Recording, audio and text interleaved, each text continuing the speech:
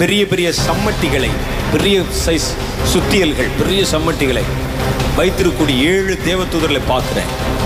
அவர்கள் கண்மலைகளை நொறுக்கவும் மலைகளிலே சரிவுகளை உண்டு பண்ணவும், இந்த வருஷத்தில் பல இடங்களில் நிலச்சரிவுகளை உண்டு பண்ணவும், கொடிய மனிதர்களும் விபச்சார பொறிகளும் நிறைந்திருக்கிற மலைப்பகுதிகளிலே தேவனுடைய தீர்ப்பை செலுத்தவும் இந்த தேசத்தின் மேலே இறங்கி இருக்கிறாங்கன்னு கர்த்தர் சொல்லுகிறார்.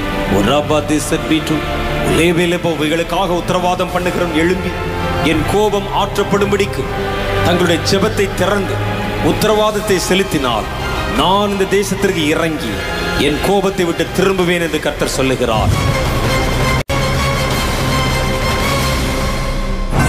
இனி காலம் செல்லாது, மனம் திரும்புங்கள், பரலோக ராஜ்யம் சமீபமாயிருக்கிறது.